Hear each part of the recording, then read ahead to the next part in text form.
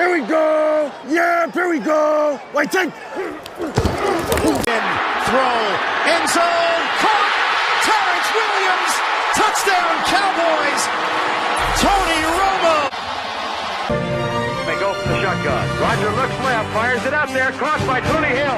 Touchdown, Cowboys. 15 to the 10, he'll score. Emmitt Smith dances to the end zone. The Cowboys have taken a 2-score lead.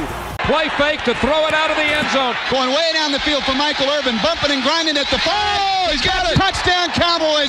Over the middle, caught by Witten, who loses his helmet but still keeps going. A penalty. All the pressure on the left side. He drops the ball, throws, caught, Witten. Touchdown. Big opening for Tony Dorsett. Look out, he's got great speed.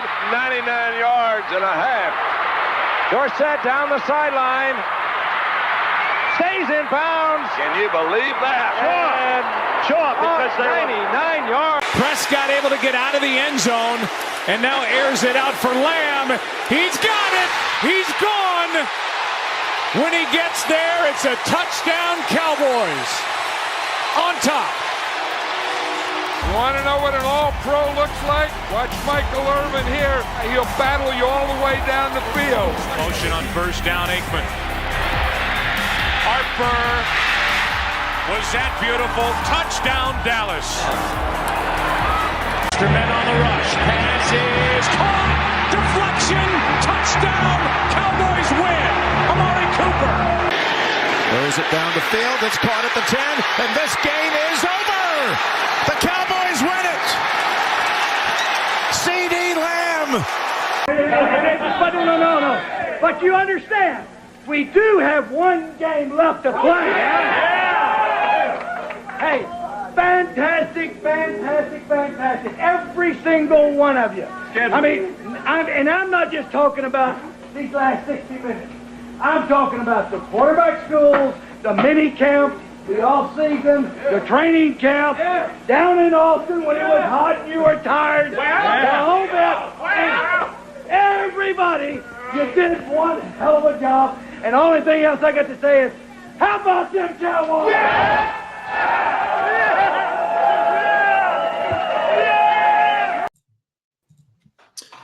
Cowboys Nation, welcome back to another episode of Sons of the Star. We are here live on X again. Happy Tuesday. Happy October 1st. Cowboy Reg, how we doing tonight? How we feeling on this fine Tuesday evening? The first day of October. We've made it through September. What's going on? I'm doing well. I can't believe it's October. I went outside today and it's still 85 degrees and humid. So hard to believe it's October, but we're 4 games in and it's definitely a football season. So it must be October. Yeah, we're about I guess a quarter way through the season. But there's 17 games, so they made it weird. But after the first quarter of the next game, we'll be a quarter through the season. So I guess that's something to look forward to, which is kind of crazy. So, hey, we are here October 1st. The Cowboys are 2-2 through their first 4 games. We are coming to you the first episode after the Cowboys have defeated the Giants 20-15 in New York. It's been a few days since that was a Thursday night football game. So, of course, our annual first segment of the episode is your overreaction from last week and underreaction. Wow. For the Cowboys, I think the overreaction is, hey, we got something going now. We won a game and we're looking good and we're optimistic and this is a playoff team. That's the overreaction because we have lots of questions about that game as well as 2 critical injuries that are going to affect us. So that's the overreaction, thinking that was all positive. And the underreaction is that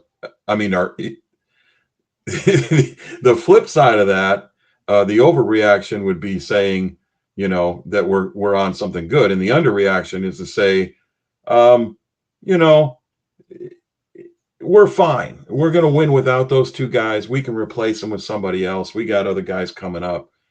Those 2 guys are Pro Bowlers, D-Law and Micah Parsons are not replaceable. So you're going to have to change your scheme to replace them.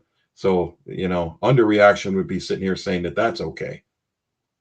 Both of them are negative for some reason, but it's hard for me to get a positive out of this. Yeah, no, I see what you're saying. I would go overreaction is it's kind of like what you said, but not so much. I mean, I would say the overreaction from the media was like the Giants blew that game. They should have won that game.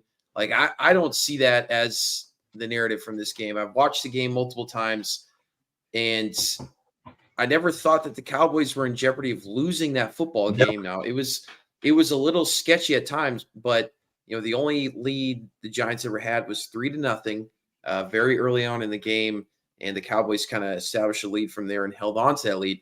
Now they shouldn't have had a chance to technically win the game at the end of the game when they had the ball only down by 5 points. So yes, they could have scored at the end and won the game, but I was never really worried. They had no timeouts, and you were dealing with Daniel Jones. So that's what I thought was the overreaction, was like a lot of the mainstream media was like, oh, the Cowboys should have lost that game. Like the Giants choked it away. I really didn't feel like that was the case. I feel like the Cowboys should have just won that game by a lot more points than they did. But I don't think they were in jeopardy of losing the game. The underreaction, yeah, I agree with what you said. The injuries I don't think they're being overlooked in the Cowboys beat, but definitely the national media is probably not focusing on it enough. I would also say, again, this team is very undisciplined. The amount of penalties that this team inflicted on themselves during this game almost cost them the game. 11 penalties for 89 yards. Insane. This is a year-by-year thing. It wasn't good under the Garrett era, and now it's probably even worse, I would say, under the Mike McCarthy era. Like, this team needs some serious discipline. I do not know what's wrong with this team when it comes to committing penalties, but it's something that has to change immediately. And that's, I would say, a very underreaction for every criticism that this Cowboys team has, that they're soft, blah, blah, blah. Like, more than anything, this team just is not disciplined, and they commit way too many penalties. And that is probably why they cannot make it over the hump. That is something that good teams do not do. They do not commit this amount of penalties, and it really costs them, especially on offense. So that's my underreaction for the week. But hey, time to move on to a positive note. The Cowboys are 2-2. They went in. We called it last week. We said this was a must-win game in New York, which it was. You cannot be 1-3 heading into Pittsburgh next week, Sunday Night Football. So, I'm still pleased with the win. I think they could have won this game huge, so that's a little disappointing that they let the Giants stick around. The offense really was stagnant in the second half, but I kind of expected an ugly win just because the past 2 weeks were so negative. It's been a while since they played good football. There were flashes in this game where the Cowboys looked good, but overall, man, you get the win and you move on. This is a tough division opponent. I thought the New York Giants played pretty well. I don't think they're as bad this year as they were in years past. No, I mean, they win in Cleveland last week. I thought they came out, played well. Daniel Jones really played pretty well. So I was pretty, I'm always pleased with the win. It's the NFL, whether you win by 1, you win by 30, they all count the same, so. Yeah. What are your initial thoughts after that game, Cowboy Reg? Well, I have an interesting theory, and that's Brandon Aubrey hits that 52-yarder at the end of the game, and the Cowboys win by 8, and everyone's impression of that game changes because they cover the spread. They go out scoring the last points on a drive. Yeah. They, quote, put the game away. Even though 8 isn't putting it away, 8 assures that you're either going to win or there's more football to play, because that team's got to score and make their 2-point conversion. So Brandon Aubrey hits that field goal, and I think we're having a different discussion, and so is the critics. Hey, they went out scoring points in the fourth quarter. Now we're looking at it as like, man, our offense was stagnant in the fourth quarter, third quarter as well. We didn't do a lot. But you know what? Win's a win. And here's the thing, man. You just got a division win against one of your rivals on the road on a short week. You had a short week. What's up, Blitz? Good to see you, buddy. You're on a short week, and you have to travel to New York City and play on their crappy field, and been raining all day, right? Have a little rain as well. Yeah. Half our guys are hurt because your field sucks. So, you want to be the new Philadelphia field. You got it. Everybody's getting hurt on your field. Saquon got hurt on that field over and over again. So that's a whole nother subject. Don't get me ranting about their field. It's an interesting topic. I wasn't expecting to talk about that, but I mean, you raised a good point. What's wrong with it? Aaron Rodgers famously goes down on that field. Yeah, thank you. We got some lower body injuries that we're going to talk about today. Malik Neighbors got hurt. Yeah, it was whether it's the field or not, something weird's going on at MetLife. But I'll let you.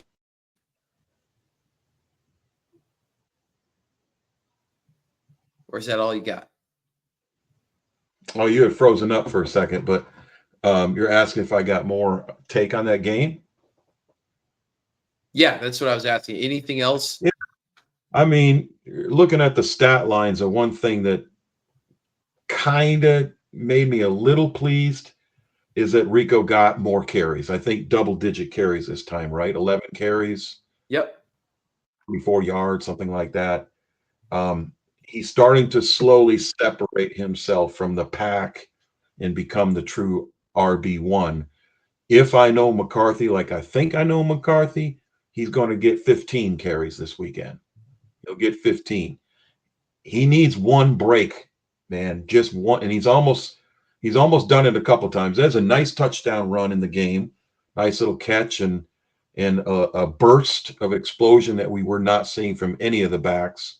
Yeah. I'm high on Rico right now. That's my positive of the game, is that he got double-digit carries, he got a touchdown, and he's separating himself from the pack. So giving the ball 15 times, let's see if he breaks one. Let's see if he gets 100 yards rushing, including a 30-yard touchdown or something in Pittsburgh. That's what I'm looking forward to, because I think they're starting to trust him. And I've been saying since day one, in Rico we trust, but nobody was listening to me over there. Everybody want to rotate all these backs. It's Rico time. That's what I think.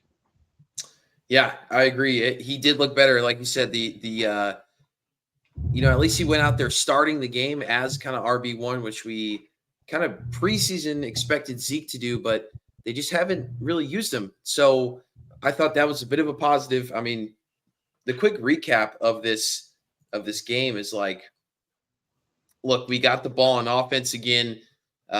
First, they came out, they were flat.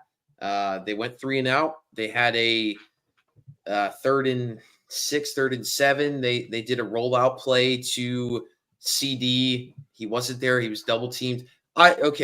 First of all, I hate that play on 3rd down. When you do a rollout play with Dak, you give him one option. This is what they did against Baltimore the previous week with with one of those 2-point conversions. Like, if you roll out, you got everyone going left, Dak's going right, and CD was open, or he's supposed to be the wide receiver on that play. He wasn't open. But you give Dak one option, and I hate that. So I really didn't like the play calling. 3 and out real quick. That wasn't a great start to the game.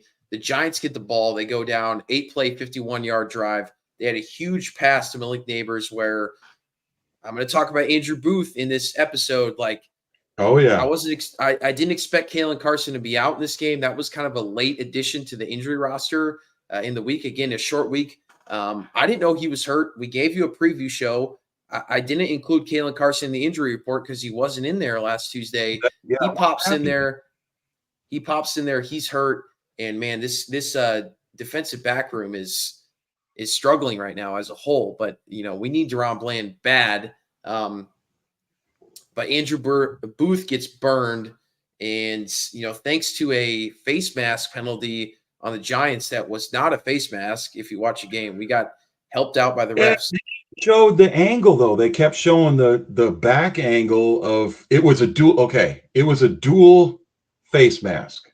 That at the minimum, they never showed the Cowboys player's face. They only showed the back of his helmet as he pulled the other guy's face mask. So I never got to see. It might have been a dual face mask, and they just picked somebody where they should have been able to replay that down at the very minimum. Or like you said, maybe they make no call there if it's a dual face mask. So thank God. But the 11 penalties we had by far made up for that one. That one was affected the game at that particular time. Our 11 penalties affected the entire game. So I'm not going to give them the benefit of the doubt on any calls. Yeah, I think the officiating overall was super bad. Blitz Sports Media says he's all in on Rico, but Lukey on third down scares me in fantasy. Yeah, Hunter Lukey is really emerging as a threat in this Cowboys offense. We talked about it last week. Give him more touches. He's a threat really in the passing game and in the run game as well. So really good to see that he's being used properly. I didn't really expect him to be used in the passing game as much as he is, but it's been awesome to see. He is just one hell of a pass catcher. I mean, he's the PFF #1 rated fullback. There's only like 8 listed as eligible fullbacks in the league. It's not a position, but he is making fullback great again, cool again, whatever you want to say. Hunter Lukey is bringing back the fullback position into the NFL right now. It's just so fun, man. It's so fun. You got to give McCarthy some credit on that because he did that in Green Bay with Kuhn, and he's doing it here. And you youngsters, you don't remember this. You know who I'm talking about, but you don't remember watching the entire games for a decade like I did. In the 90s, we had Daryl Moose Johnson, and Jimmy Johnson used to have him. Thank you. There you go. Yusuf knows what I'm talking about. As I'm speaking it, he's posting it. They would put Johnson in motion, and they would bring him out of the backfield and put him at tight end for certain plays. And he was a fantastic pass catcher, and he had a lot of touchdowns. Moose Johnson had a lot of touchdowns. When it was, 4th and goal on the 1 or 3rd and goal on the 1, it wasn't always a given that Emmett was getting the ball. A lot of times Troy just gave it to the fullback, and boom, by the time they realized Moose had the ball, he's already in the end zone. So we might have us a new Moose, and we need a nickname for Hunter Lukey. Lou, I guess we can chant Lou every time he comes out there, right? There it is. Yeah, Lou. Lou. Sweet Lou, baby. Like I said, he is just bringing the fullback position back, and I'm here for it. There's going to be a lot of teams thinking about bringing fullbacks back after they watch this season with Hunter Lukey. Very impressive. But yeah, like I said, doing a quick recap of this game, the Giants go up 3-0. The Cowboys immediately answer. Just this is what we've been waiting for all year long with this offense. They go 12 plays, 75 yards, and finish it with a 15-yard screen pass to Rico Dowell for a touchdown. They go up 7-3. Rico? It was great. On the ensuing drive, the Giants get the ball back. They kind of go 11 play, 55 yards to make it 7-6. And then the Cowboys answer. CeeDee Lamb, thank you so much, CeeDee Lamb. I called you out last week from your performance against the Ravens. He had a huge 55-yard reception. Wait to hear my apology to Mozzie. You ain't seen nothing yet. Oh, I know. I'm all here for it. Look, and we might as well get into it. I called out CD last week, and I called out Mozzie Smith last week, and they were excellent. They went on. But what I loved about the CeeDee Lamb play is that he was talking shit, and that's when he's got his swagger back, and he feels comfortable out there again. I loved it. I'll take the 15-yard penalty all day. When you make plays like that, it doesn't matter. You got Brandon Aubrey, but they go 5 plays, 70 yards with a 55-yard catch for CeeDee Lamb. Tons of yak on that play too. Just excellent move. They go up 14. And he was 5 yards ahead. 6. By the time he got the end zone, he's 5 yards ahead of everybody. So yeah, it was just awesome. It was awesome. Speed. They forgot about that speed. Yeah, it was good to see. But yeah, man, how's it going, Jennifer? Thanks for joining us tonight. What's Cowboys Jennifer got going there? Look, you got some sort of Halloween. It looks like a Cowboys Halloween helmet. That's pretty sweet. Yeah, I like that. Is that yours, Jennifer, or did you steal let me get my man glasses on here too. Oh yeah, it is. It's a pumpkin. Yeah, very nice. We approve. That's great. That's great. So the Cowboys go up 14-6, and man, I am feeling really good at this point. The offense looks great. Back-to-back drives. I'm feeling confident. I think this offense can put up some major points. It feels like they're clicking again. Hold on, real quick. More importantly, Jennifer Bullard says that's the Cowboys pumpkin. It's fine. Very impressive carving skills. Very nice. I love it. I'm all for it. Yeah, so I'm thinking the Cowboys offense is back, but after that, they really just stall. The Giants go kick another field goal to make it 14-9. It's 14-9 at half. And I'm just thinking, man, it feels like the Cowboys have dominated this game, but they're only up by 5 points. And in the third quarter, the Giants get the ball back. They go 11 plays, 77 yards for another field goal to make it 14-12. This is probably the tightest that this game ever got, was at that 14-12 point. But hey, again, Brandon Aubrey, absolute weapon, goes down, kicks a 60-yard field goal to make it 17-12. And then the Giants answer with another field goal to make it 17-15. Then the Cowboys go 10-play, 48-yard drive, make it 20-15 with another kick by Brandon Aubrey. They end up getting the ball back after stopping the Giants. Like we alluded to earlier, Aubrey had a 52-yard kick, right? 52 yards to make this a 23-15 game. He missed it. We were all shocked. First miss of the year. So the Giants did get the ball at the end of the game to potentially go on a game-winning drive. They had no timeouts. So Daniel Jones ends up throwing an interception, and the Cowboys win the game. But, again, disappointing that Aubrey missed that field goal. Again, most kickers, that's a long field goal, but not for Brandon Aubrey. But, hey, he is human.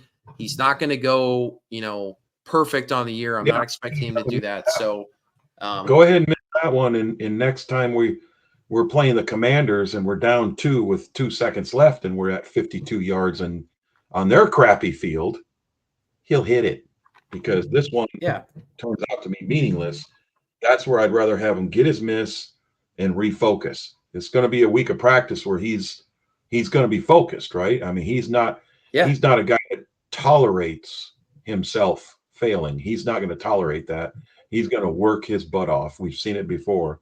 So that he's going to break that record this year. I continue to go on the record and say it. He's going to hit from 67, maybe even further. He's going to break that NFL record. I agree with that. And I think that'll come at home. It was a little wet. It was, the conditions weren't perfect, but he missed. It is what it is. Now, should they have kicked that?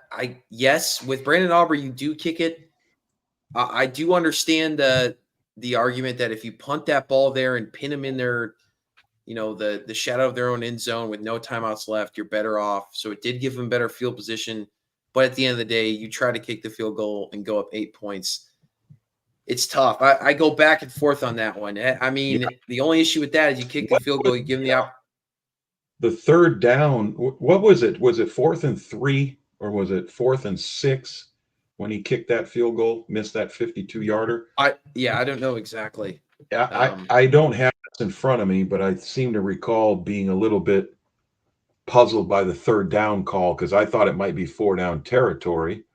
What's up, Ballers and Briefs? Fantasy Sports Podcast. Appreciate you Thanks for joining us. I thought maybe that it was more 4 down territory for us because I don't want that miss giving them the ball that much further back, where if you run your third down with the intentions of going for it on 4th, maybe you pick up, half of what you need. And then on 4th down, we could have. They definitely ran the ball every play. They never threw the ball. Yeah. I don't remember them throwing the ball. Well, stopping the clock. I thought it might be 4 down territory. But that's hindsight because, like I said, Brandon Aubrey hits that field goal. We're not having these conversations. We're just like, well, they covered. They won by 8. There was never a fear of the Giants winning. I didn't have a fear, but there statistically was a fear. They had the ball. They're down, a touchdown wins it for them is what I'm saying. They had that. Yeah, the issue there is like Diggs went out. He was cramping in that game. I mean, the secondary just looked bad. The safeties really haven't played great all year. Parsons had been in and out of the game. What's that? Parsons had been in and out of the game already. He was. Yeah, Parsons was out. Lawrence was out. Yeah. So, but hey, regardless, whether you kick the field goal or not, they're getting the ball back. So it's like you're better off just kicking unless you do it like Cowboy Red says, unless you go for it on 4th down. But I would say statistics would tell you to kick that and go up 8, especially with Brandon Aubrey. It was just a bad miss. He shouldn't miss that field goal, but he did. Hopefully that fires him up. But I mean, that was a pretty important field goal. It wasn't garbage time. I mean, that puts the game at 8 points, which, gives you a really nice cushion. So it was a disappointing miss by Brandon Aubrey for sure. He's going to have to be better. I hate to say it. He's going to have to be better. I mean, you can make 60s and 65s, but that was probably the highest pressure kick he's had all year, and he missed it. So that's something to look forward. Look at it. First miss over 50 yards. He was perfect over 50 yards. Yeah. I mean, he was doing things we've never heard of. So, I mean, I think you're being a little hard on him. I think. Well, no, it is, but it's the biggest kick of the year. It was his most important kick of the year. I mean, he's had game winners. Not this year, but. Yeah, but I'm saying this year that was the highest pressure kick he's had, and he missed it. So I suppose. Yeah. Just saying. This was, I would say, this is the biggest spot this year. He had the opportunity to pretty much put the game away. He should make that kick. He really should. Because I hold him to the standard of being the best kicker in the league, because I truly believe he is. He didn't miss a 35-yarder. He missed a 52-yarder, and that's probably, I don't have that in front of me. That's the new 35 in today's NFL. It's still at under 50%. I bet you NFL stats will say 52 yards is probably 50, just under 50%. No way. No, it's got to be 60 way to 70. Oh, they can, but that's not normal. I don't know if I could find this. Yeah. NFL. We'll after the show or something. I don't know what the percentage of field goals made over 50 yards in the NFL. I don't know if you Google that if something comes up. Yeah, I can't find it for the entire NFL. But anyway, he should have made the kick. That's all I'm saying. He missed it. It is what it is. He's been great all year. It's his first miss. Let's hope he goes on another streak. So, all right. Cowboys have, they took care of business against New York Giants. Let's look at this big picture. We've mentioned the injuries. Let's go ahead and talk about it. DeMarcus Lawrence has a foot sprain. It's a Liz Frank. Is that how you say it? Liz Frank injury. He's out 4 to 8 weeks. They've officially moved him to the IR today. So that's a killer. I wouldn't expect him back until like Thanksgiving game time frame. So that sucks. Micah Parsons suffered a high ankle sprain. He'll be week to week. I would expect him to miss the Steelers game and come back after the bye week. I would not expect him to play this Sunday against the Steelers. Like we said, Kalen Carson was out of this game, which we didn't expect. Diggs went down. He was just cramping. He should be fine next week. But, yeah, 2 big injuries, DeMarcus Lawrence, Micah Parsons. Like Cowboy Rich said, Pro Bowlers, that's going to be tough. Who's going to replace them? We got Chauncey Golston and Marshawn Nealon. And Marshawn Nealon has, I think, played pretty well. Second-round draft pick in this year's draft. So rookie. He actually had a big tackle on special teams, which I wanted to mention today on a kickoff. Defensive ends usually don't play kickoff. Special teams, baby. So I was impressed by that. That was awesome. That's one of my notes for today. He had a huge special teams tackle. So I thought that was great, but he's going to have to step up. You're 5 yards apart. Yeah, it's definitely changed now that the rules changed. Just for that reason, to take up space or to handle the guy that's coming at him. I mean, if the guy coming at him is 300 pounds, you're going to need a 300-pound guy on your end. I think it's changed the way the kickoffs are played. So that's probably why he's in on it. But I'm high on him, man. I am D-Law. He's one of my favorite players. You know how I feel about him. But I'm a weird, low-key excited to see how Nealon steps in and gets more reps and how he establishes himself as the future. And I think he can be a future starter. So I'm interested in him. I'm interested in seeing Odigizua get more reps. So sometimes these injuries can turn into a positive because this is probably DeMarcus Lawrence's last year. I mean, do you think they're going to make a move on him and try to sign him, extend Well, him? honestly, I was thinking about this early this week. It could. I hate to turn this into a positive for the Cowboys because I Yeah. don't want to see him injured at all, but it could help them maybe land him with a team-friendly deal to say, look, if you miss the majority of this year, his stats aren't going to look good unless he just comes back from injury and really balls out. He hasn't looked overly impressive these first few games. He's up there in age.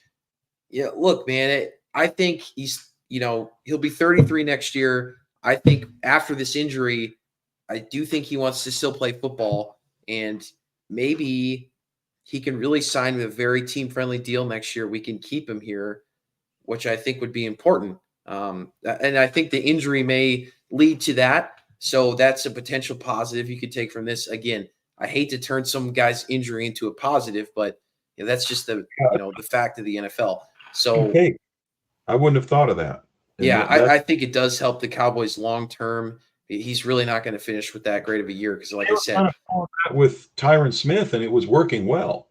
yeah, They were paying $1 million a game or something, right? Weren't they just like, right, you get $1 million for every game you play? And if you yeah, because he was hurt so much. weird kind of So bonus, they put on like a minimum salary deal, and it was interesting. If they can pull that off, I'm all for it. But I'm also for getting some of these young guys more reps, and not only just more reps, but I think they look good in the time they've been in. So let's see more Marshawn Nealon. Why not? Let's see more of him. yeah, look, here's the good news. I mean, Chauncey Golston has played 92 snaps this year. Yeah. He's been very serviceable.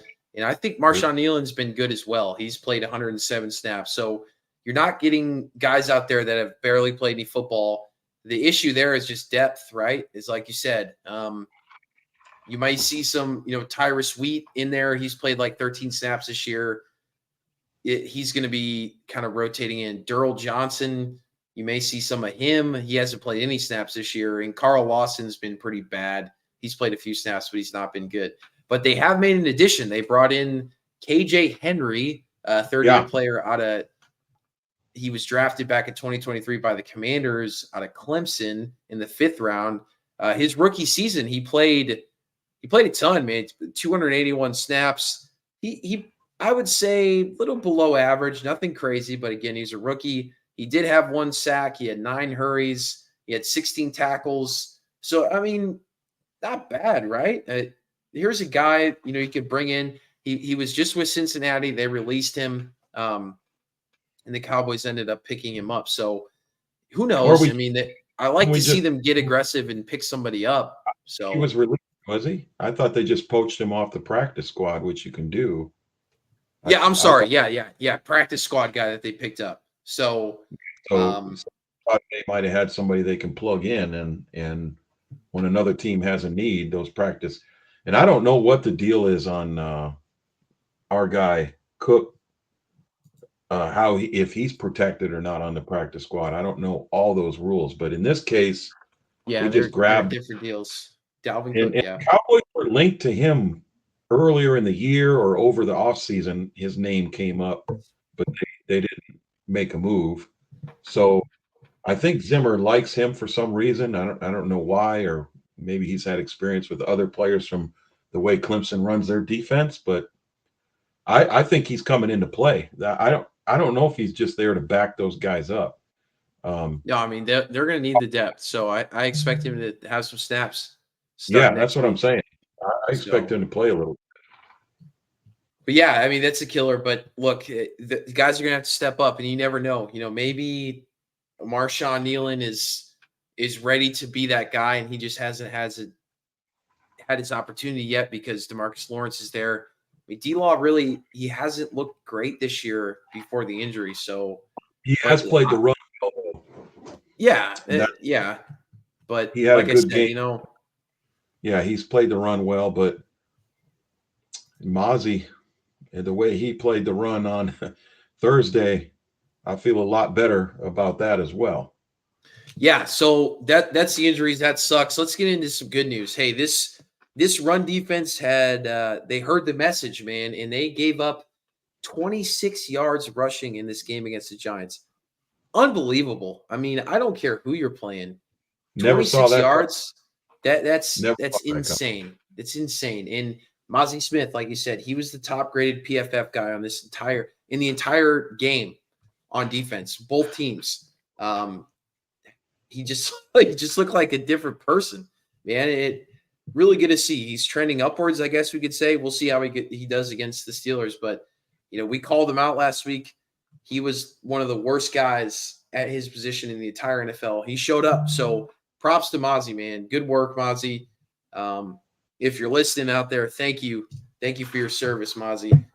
You showed up, man, and you're. He felt that pressure, and he's probably like, if I don't step it up, I'm going to be out of the NFL. And he showed up. He looked great. So this whole run defense, maybe they start something clicked with Zimmer. I don't know with their fourth game, but 26 yards rushing for this game, insane. I mean, that is incredibly good. And it wasn't a blowout where, they're passing every play. They literally got shut down, and they tried to run. I think they intended on running, and why wouldn't you? After what the Ravens did, they had more carries than than the Cowboys. They had 24 carries for 26 yards, 1.1 yard per rush. Excellent. They ran into Mozzie. Mozzie clogged that down. And Daniel Jones he's a serviceable running quarterback too. He can run the ball a little bit. So they shut him down. They shut Singletary down. They shut down Tracy. They even tried to run Malik Neighbors once, which he did in the week past, and he went 1 for -4. So I mean, they had an answer for him. The linebackers played great. The defensive, but it's all about the defensive line, and they showed up, man, and especially Mozzie Smith. He showed up, so that was great. I think the concern leaving this game defensively. Look, they gave up 15 points. I'm going to talk about the offense in a second. They were a little disappointing for me. They have been all year, but the defense gave up 15 points after a very disappointing performance in the past 2 weeks. That was great. The only thing I really dig them is, the passing defense was not great. They gave up a lot of yards. Jones don't break. Come on, Ben. Yes, exactly. They played bend, don't break. Daniel Jones went 29 for 40 for 281. Neighbors had a good day. He went 12 receptions for 115. But again, they were down to their fourth-string cornerback. Diggs didn't line up on him in one play, and he gets a 40-yard chunk. So take that away, and you'll see his stats against Diggs. Diggs, bend, don't break. Give him a few yards, but no score. Where's the score? Everybody, Malik Neighbors is going to be Rookie of the Year. He's dynamic. He's unbelievable. He didn't score. That's fair. The game to score. He got shut down. Forget the yards. He got shut down. Okay. Yeah, I mean that's fair. That's fair. Look, bend don't break. That's very much how they played.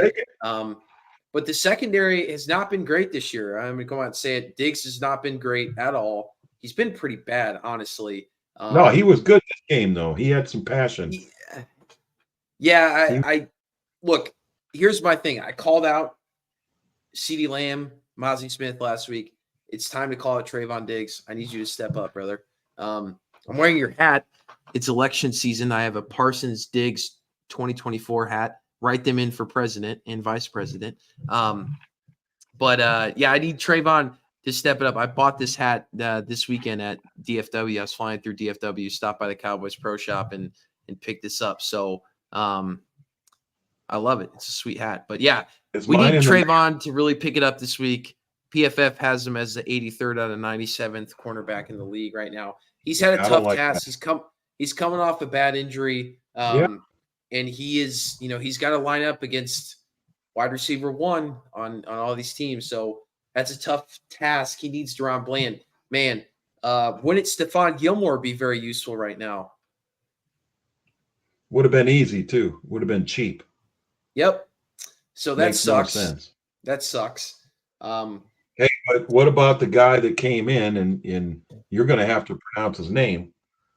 He did all right, man. He wasn't even supposed to be on that field, but the other guy was so bad They brought the kid in, and he got the game-winning interception, and he played a nice game. He again, look, you Amadi can yeah, Oruwariye. they didn't give up a score, and Yeah, he did play pretty well. if So your opponents don't score a touchdown in the NFL, you're winning the game. You don't lose games where you only give up field goals. So I'm okay with the way that I'm not going to worry about those yards. I'm okay with the way Diggs played. I'm okay the way that the defensive line. I got nothing bad to say about the defense. I'm with you. I got some things to say about the offense. yeah, at the end of the day, we can nitpick all day about how many yards they gave up. But like you said, bend don't break defense. I'm all for it. They gave up 15 points, right? So yeah. But Field yeah, goal. let's talk about the offense, man. They're just not clicking. They clicked early on. They went up 14-6, 2 beautiful drives. I thought they had it, and they just stalled. So I mean, I know we had some bad penalties that kind of stalled. Those are always a killer. We had 3 holding calls on Tyler Guyton. Some of them, I would say one of them was legit. The other 2 were just total shit. But yeah, man, what happened? You know, they were clicking early on, but you know, I think they should have they should have at least scored 3-4 touchdowns in this game and made it kind of a blowout, but they totally stalled. So what do you think, Cowboy Reg? What happened? Play calling, man. I said it last week. I said this offense flows when Dak Prescott goes up to the line and calls a play. This offense stalls when Mike McCarthy looks at his Waffle House menu. And that's all we got. When we're playing from a lead like we were, you know, besides being down 3-0, we're playing the whole game. McCarthy's calling every play. They're milking the game clock down before they run the play, rightfully so. And you know, Dak's gonna have an audible, but he's not gonna necessarily change McCarthy's system, or that's going to be a problem between them two. So he might change the side they run or the side they pass. I don't think he changes the play completely, flip-flops the play too often. You don't hear a lot about those details, and they may not talk about it, but that's my assumption. I just think Mike McCarthy's offensive play calling is stagnant. He doesn't commit to the run, but he doesn't really commit to the pass. I mean, I read something that the Cowboys are dead last, or you know, next to dead last on big plays this year. The plays that are, you know, over 30 yards. I mean, he's not calling those plays. I don't know if he's afraid Dak's going to throw a pick, or is Dak afraid he's going to throw a pick? He doesn't want to throw the ball downfield too often. I don't know. But, you know, 11 carries for Rico, not enough. Better than last week, not enough. I don't like the play calling. I don't know. It's like, why are they rotating tight ends? Why is this Spanford playing if Schoonmaker and Fergie are both 100%? Fergie looked fantastic, right? I mean, he looked fantastic. Yeah, I thought so.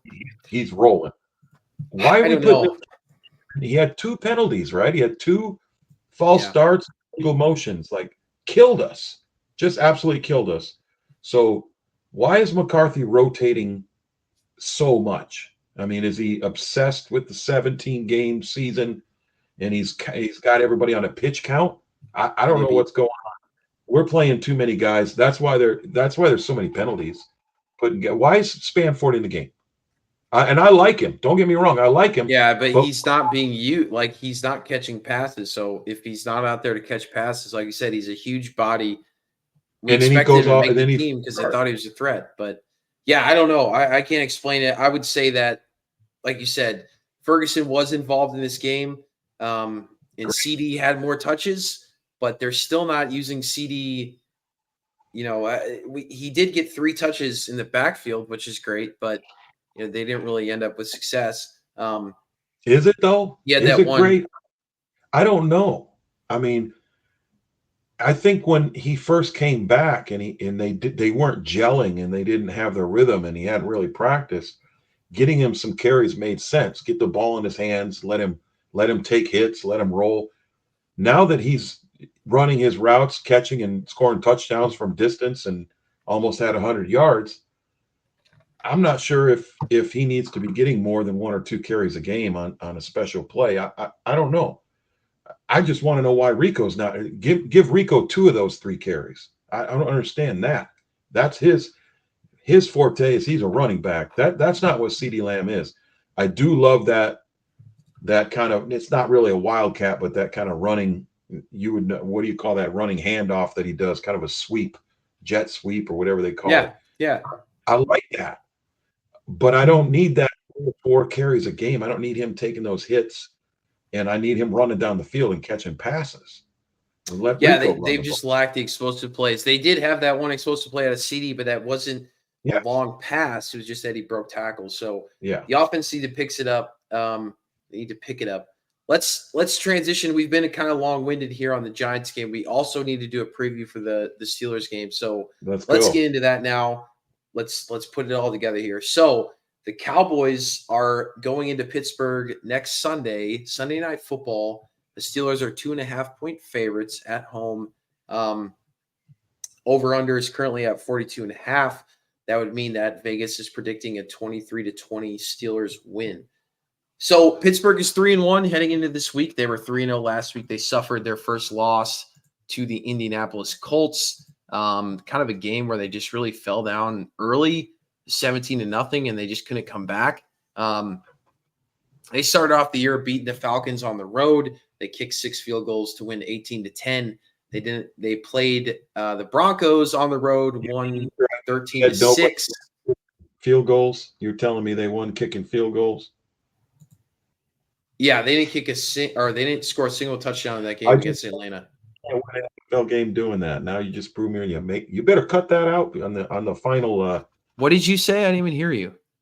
I said earlier the Giants only kick field goals. No team in the NFL can win a game only kicking field goals. But you're telling me the Falcons kicked 6 field goals. Yeah, they did. I didn't hear that earlier, but yeah, you're right. You're right. I forgot. Week 1, doesn't it seem like last season when we beat the Browns week 1? That was forever. Yeah, exactly. But yeah, they beat the Falcons week 1. They went to beat the Broncos in week 2, and then the Chargers in week 3. So they're not scoring points. Yeah, I mean, they win 18-10, 13-6, 20-10. They lose last week to the Colts on the road, 27-24. So I don't know what to say about this Pittsburgh team. They're kind of an enigma. I mean, Justin Fields is starting. He'll be starting next week. We came into the year not knowing, expecting Russell Wilson to start. He gets hurt. Justin Fields go in, and he's been serviceable. Hasn't done anything fantastic. He was the number 1 scoring quarterback last week in fantasy football because he had 2 rushing touchdowns and a passing touchdown. But look, I mean, this is not an offense that's putting up a lot of points. All right. They're scoring 18.8 points per game. That's 22 out of 32 in the NFL. Yards per game, they're 17 in the NFL. Yards per play, 21st in the NFL. Touchdowns per game, 27th. So, they're not an explosive offense at all. So let's just talk about them offensively. They have Justin Fields, Najee Harris at running back. Pickens. I'm sorry, Pickett's gone. I meant not to do that this episode. Pickens is their number 1 wide receiver, I would say. But look, this is not a very explosive offense. Does anything about their offense worry you, Cowboy Reg, going to this game? Fields' running ability, because we saw what Lamar did to us, and Fields is no Lamar, but we couldn't stop Lamar in any way, shape, or form. Like, we couldn't stop Derrick Henry, and we couldn't stop Lamar. They ran all over us. So Fields and Najee, that worries me. However, I have hope because the last game they played, 26 yards rushing. So and Daniel Jones is not, he's probably can't run like Fields, but he is a running quarterback at times. So I assume that we covered that and did not allow him to run, or he would have. So whatever we did last week defensively, if we can do that again and even, come close to what we did last week, they can shut this offense down. This offense does not scare me except for Fields running. I don't think Fields can beat us passing. Running would be the concern to me. And I think we answered that question last week. If we keep playing like that, they can shut this offense down completely. Yeah, exactly. You have to account for Fields in the running game. He's gone 38 for 145 on the year through 4 games, which isn't really anything crazy. That's 3.8 yards per carry. 3 touchdowns though, which is decent. His longest has been 16 yards. So definitely not a guy like Lamar Jackson, but a guy that can beat you in the running game. The one stat that stands out is 11 first downs when it comes to carry. So if he gets in a situation on a third down where he needs to run for the first down, he will do that. So, I mean, are you going to put a spy on him? Look, it's another game for our linebackers to really show up, right? And we need DeMarvion Overshown to show up and stop it in the run game. But, yeah, we got torched by Lamar. And, look, we did have one good game in rushing defense last week. But, again, this is still a group that has not defended the rush very well this year. So they're going to have to prove it. We're going to have to see more games of them proving that. So that's the challenge. You're right. Can they hurt you through the air? I wouldn't say so. I'll get the stats for you here. But when it comes to passing offense, they are when it comes to passing yards per game, they're 22 in the NFL out of 32. So that's not great. Passes per game, the total amount of passes, 23 out of 32. The one thing that really stands out to me about this offense is that they rush, when it comes to attempts, they rush more than any other team in the entire NFL. So they're averaging 34.5 rushes per game. The thing that's also stands out to me is that they're only averaging 3.7 yards per rush, which is 25 out of 32 in the NFL. So regardless of how successful the running game is, they're going to run the ball. Whether that, that's just the style of offense that they run. They're 29th in the NFL when it comes to passing play percentage. So they don't throw the ball a lot. They run the ball a lot, and they haven't had a ton of success. They're 10th in the NFL when it comes to rush yards per game, which is good. But again, they're rushing the ball so much. They're not getting a lot of yards per rush. So that doesn't really concern me as much as it's like, okay, so they're gonna play time of possession. We'll talk about the defense in a second. Their defense is, one of the best, if not the best in the entire NFL. So that's probably why they do it. They don't have a big threat to really gash you when it comes to running the ball. It's just that they run the ball so much. They control the clock. They kick a ton of field goals. That's just how they play. They play hard-nosed football. Yeah. Steeler football. They've always played like that. Yep.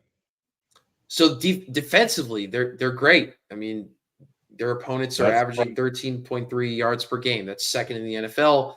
Yards per game, they're fourth in the NFL. Points per game, I already said that. Opponents' touchdowns per game, 1.3. That's number 1 in the NFL. The one stat that is a little promising is when it comes to their passing defense. They're allowing 7.1 yards per pass, which is 18th in the NFL, so a little below average. Again, this is just like we talked about last week with New York.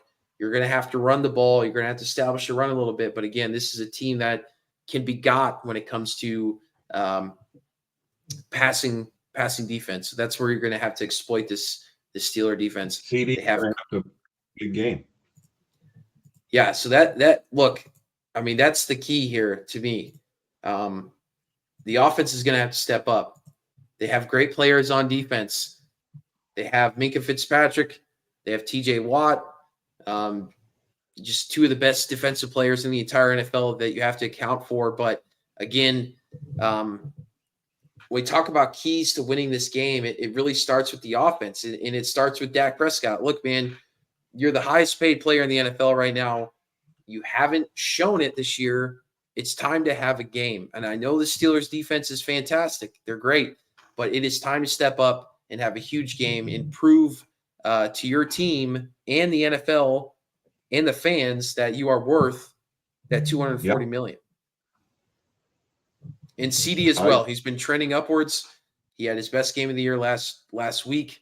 He needs to step up. Use Jake Ferguson some more and some other tools on offense, right? Some other tools when it comes to wide receivers. I'd really like Brandon Cooks to get more touches. I don't know what they're going to have a big game.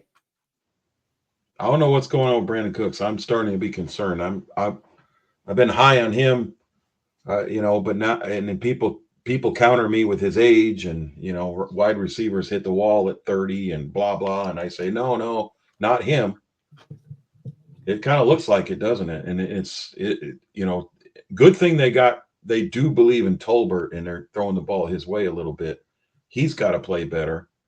But it makes you wonder if there's a looming trade, because there's a couple big name receivers that popped up today that want out of their situation. Amari Cooper and Devontae Adams.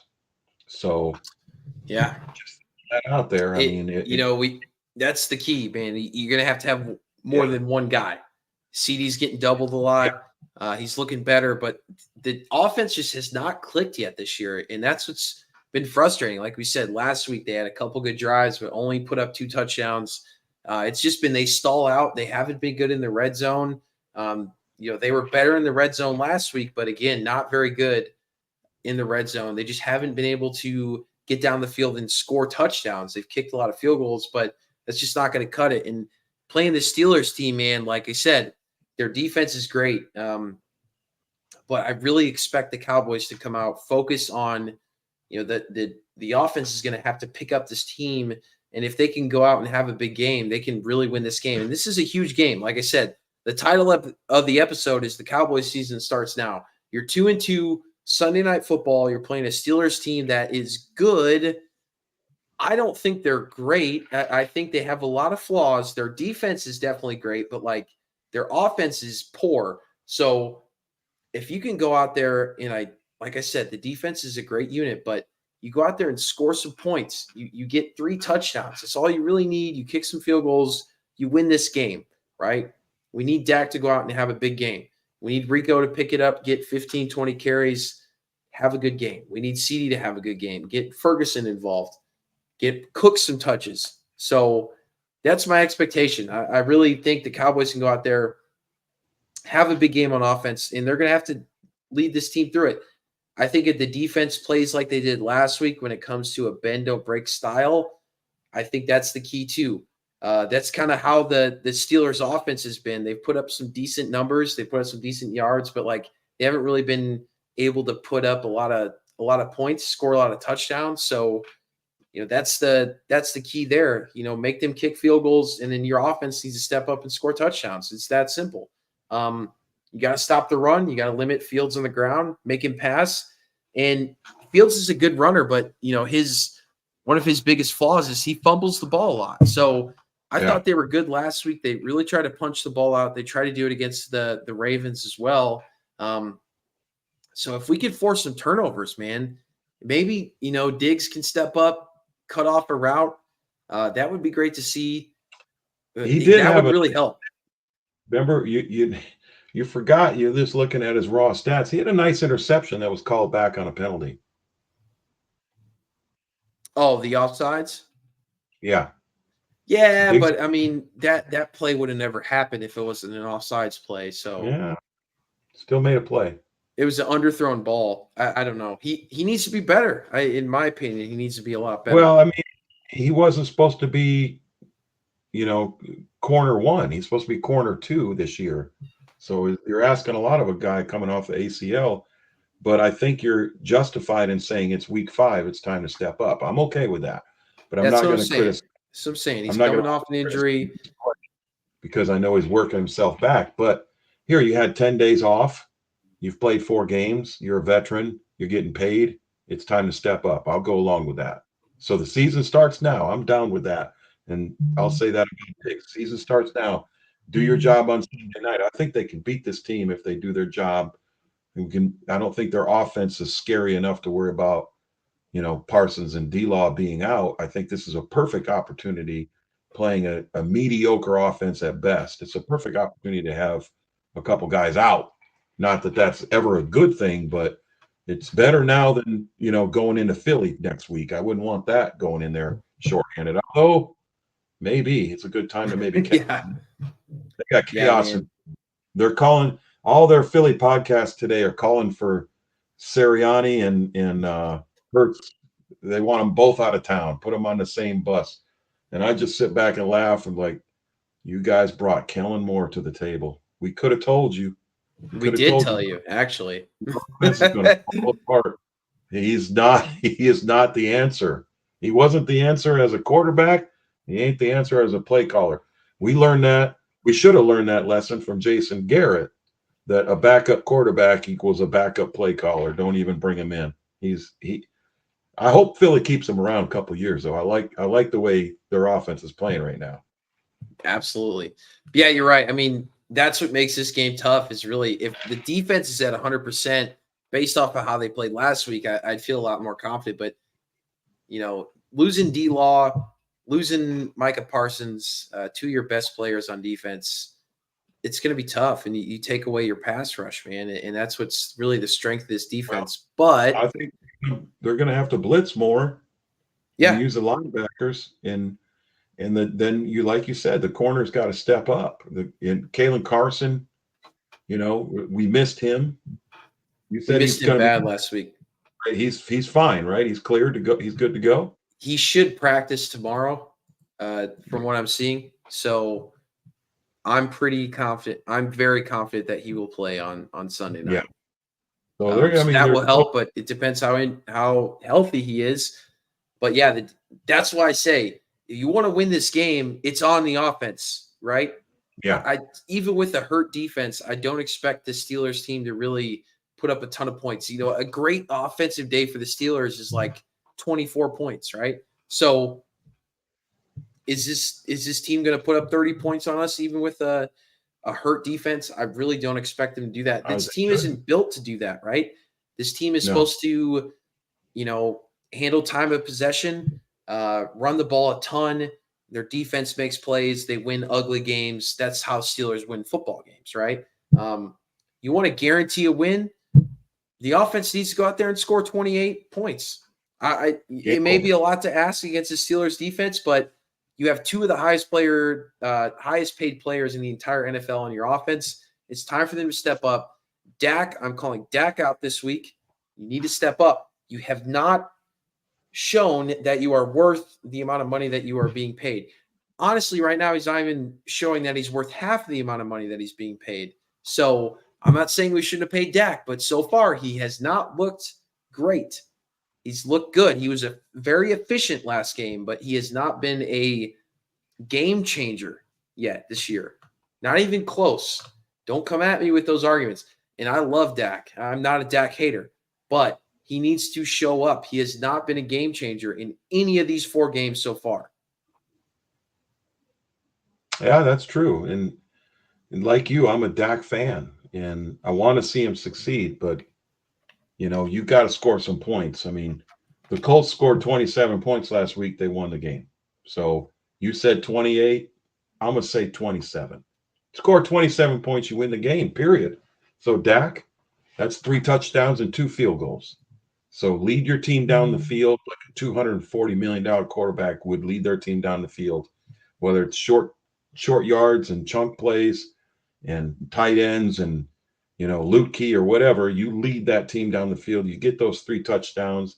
You put the ball over the 50-yard line twice more, and Aubrey will kick it from Timbuktu. There's your 27 points. Win the game. That's all we need. We don't need 50 points. We don't need 40 points. We're not asking for a 500-yard game. We're not asking for a 300-yard game. You can get us nice 240 yards, 2 touchdown passes, and we'll run one in. And a couple times you get in, into their territory and Brandon Aubrey kicks. I don't think that's too much to ask. I think the defense, they're missing some key pieces. So, you might see the Steelers score, 17 to 20 points, which is more than they normally score. But you might see them score that on our depleted defense. So, you score 27 points. There's no way you lose this game. So, and why we don't have, where's the key injuries on the offense? We don't have them. The offense has no excuse. So it's time for them to pick it up. It's time to play some complimentary football. Yep. And Mike McCarthy is right up there on my list of responsible for that offense. It's not all Dak. I mean, McCarthy's got to do something to establish a run game so Dak can get in the pocket and face some one-on-ones. And we know that, he has had success in that in the past. So, people aren't playing the run on us because we can't run the freaking ball. So that's on McCarthy as well for, again, Deuce Vaughn getting the ball in this game. I think he had a decent carry at one point, but it got called back on a holding penalty. But I don't want to see him in the game right now. I just don't understand what we're doing in the run game right now. Don't understand it. Yeah, I agree. It's let's give Rico a lot of carries. I thought he looked good last week, like you said. And I think Dak may need to scramble a little bit. He actually did run a read option last week. It looked terrible, but I mean, that was promising to see. He's going to have to, I think he's going to have to scramble a little bit in this game. He's going to, again, man, you're going to have to go out there and prove that you're worth as much money as you're being paid, man. It's just, when you make $60 million a year, like, you got to go put up a 3-touchdown game in this one, to me. If not, I don't know what to say. I've defended Dak forever, but I don't want to hear any excuses. Just go out there and ball out, and I think he can do it. So, all right, before predictions, let's get into the injury report for this week. So, like we talked about, I would say D-Law, Micah Parsons are both out for now. Parsons is still listed as questionable. D-Law is on the IR, but I would say think Parsons is more doubtful. Isn't he seeing the doctor on Thursday or Friday to get evaluated or whatever? I think that's why. Yeah, but it's a bye week. The game after, he's not playing. He's not going to play. No, he shouldn't play. Deron Bland obviously is out still. We're going to have to wait for him to come back. Tyler Guyton is listed as questionable. He'll play. I don't see a problem there. That's really it when it comes to, anything major for the Cowboys. There are some decent notes here for the Steelers. This isn't new, but James Daniels is likely to miss the remainder of the season due to an Achilles tear. He's one of the best offensive guards in the entire NFL for the Steelers. So something to note there. Their line is a little bit depleted. Troy Fatanu, who is, I believe, a first-round pick, he is on the IR as well. Isaac Samalu is questionable for this game. Another offensive lineman. He will probably play, but a little banged up. So they are a little down when it comes to the offensive line. So again, opportunity to exploit that O-line, whether it be Marshawn Nealon, Chauncey Golston, or another good game by Mozzie Smith in the run defense. So that's positive. Other than that, I would say Alex Highsmith, linebacker, is out as well. But that's really the major injuries when it comes to the Steelers. So something to note there. Again, they're a little banged up. Yeah. They're banged up on the offensive line, which is, an opportunity to exploit them. So that's something for the Cowboys to look forward to. And like I said, whether that be in the pass rush or the run defense, with a depleted O-line, this team is definitely gettable. So, weather report in Pittsburgh, Cowboy Reds. This is, I don't know, it's sketchy. What's that? It's a far cry from what I'm experiencing right now in South Carolina. This is still hot down here. Yeah, same here in Mississippi. 51 degrees with thunderstorms. Real feel of 45.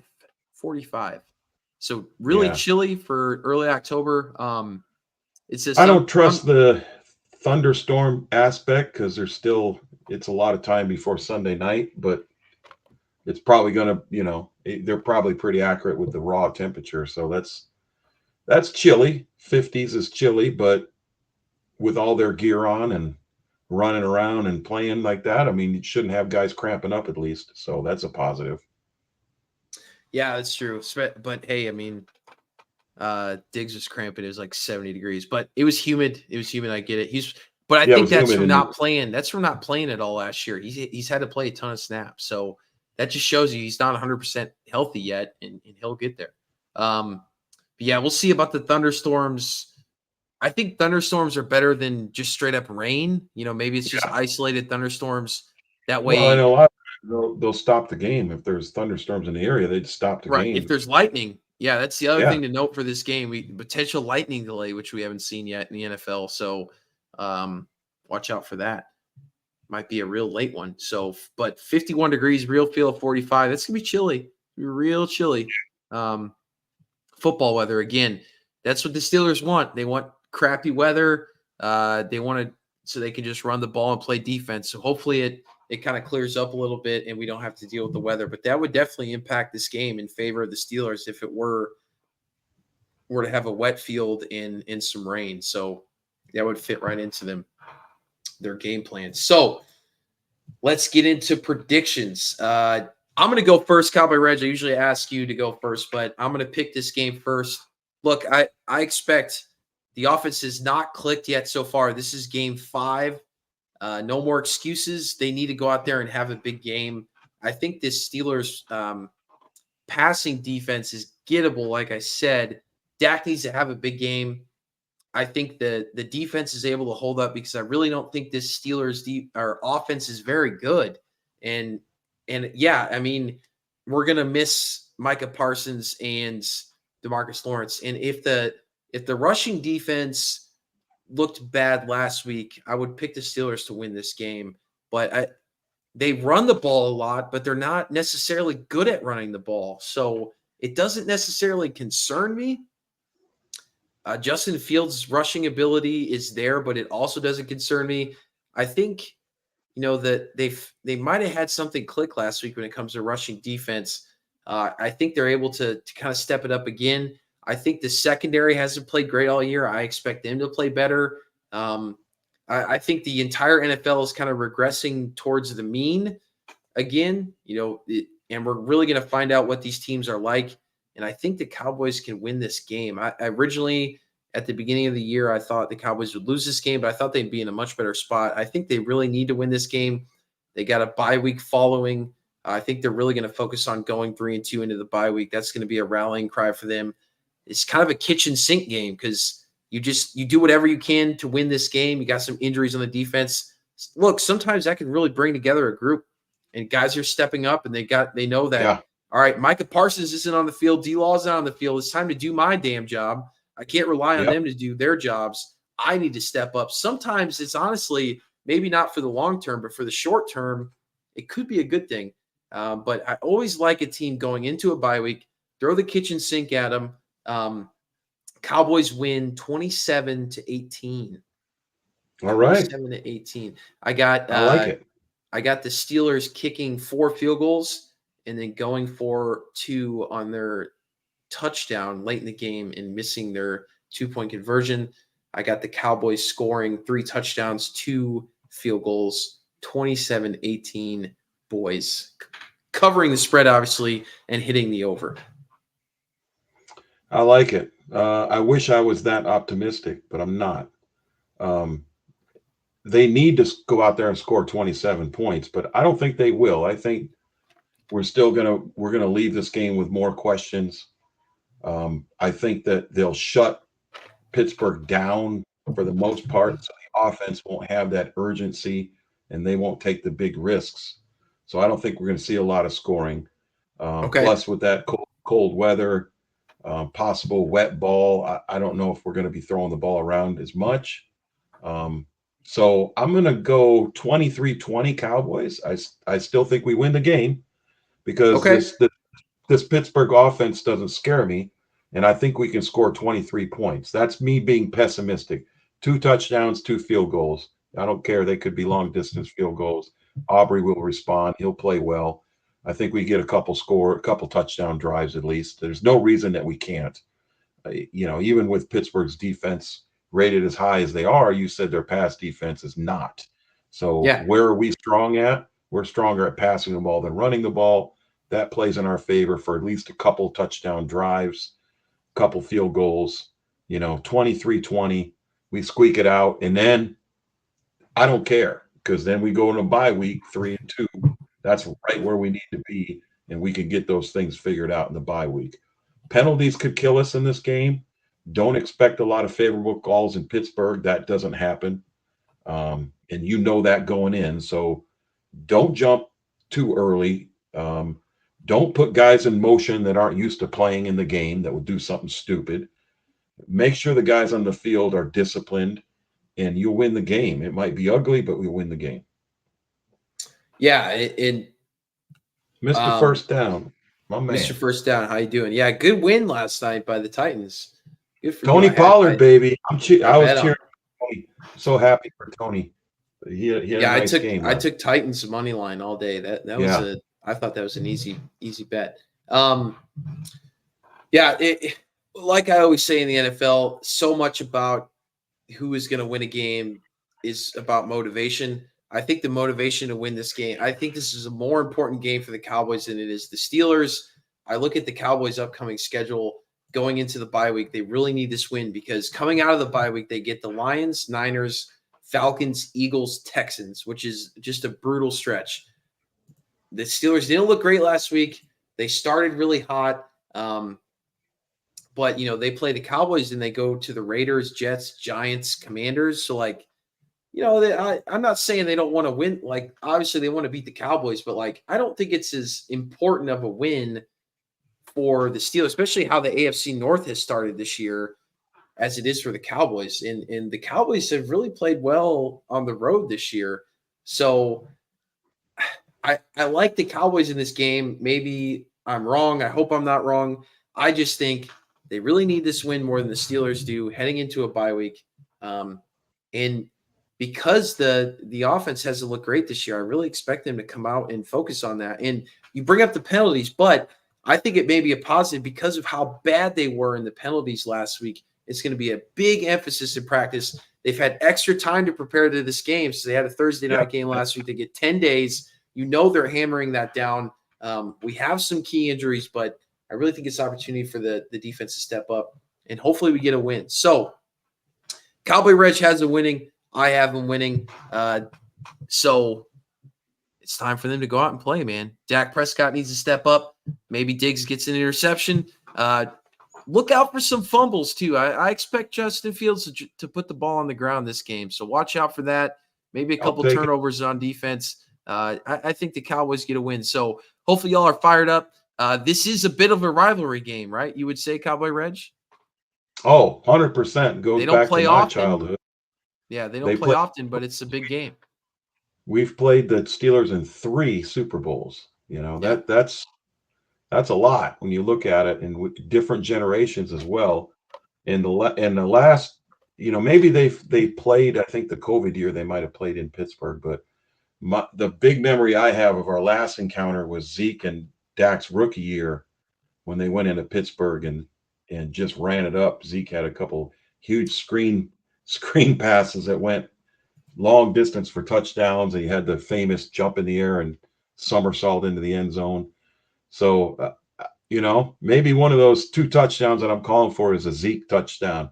Maybe they put him in on a short yardage situation and he repeats that magic in Pittsburgh. But it is a great rivalry. I told you, believe it or not, somebody's running a square for this. I signed up for a square like it's a Super Bowl. Like, people are selling squares for this game. It's a big deal.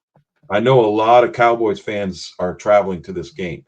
So expect to see a lot of blue in the stands. We're going to be well represented in Pittsburgh. They're not going to like that. But this is a game where guys like me, in my age, in my generation, we want to go to a game like this because it brings those memories back. Staubach versus Bradshaw, Aikman versus any bum they had at the time. I'm sorry, Pittsburgh, sorry. But there's a lot of history there. We love it. And, I kind of like, the Steelers because I like Mike Tomlin and I like their style of old school football. But believe me, there's no part of me that wants them to win this game. I'm all in for my boys on this one. Absolutely. And yeah, you're right. Cowboys, 2016 was the last time they played in Pittsburgh. The Cowboys won 35-30. It really was a shootout. Like you said, Dak and Zeke's rookie year. Zeke went 21 for 114, 2 touchdowns. He went off. Dak went 20. Look at the receiving. Zeke's receiving yards. He had a couple screens. Receiving yards, 2 for 95, 1 touchdown. Hello. 2 for 95. Thank you. He had I remember that 83-yard screen pass. Yep, I remember that. We were in our fantasy football chat, and there's a Steelers fan in there, and he texted, Zeke isn't that fast, and then Zeke got the ball and went 80. I remember that. It's classic. Ben Roethlisberger threw for 408 yards that game. What a shootout! That was a fun one. I might need to go back and watch the highlights of that game. It looks like a good one, man.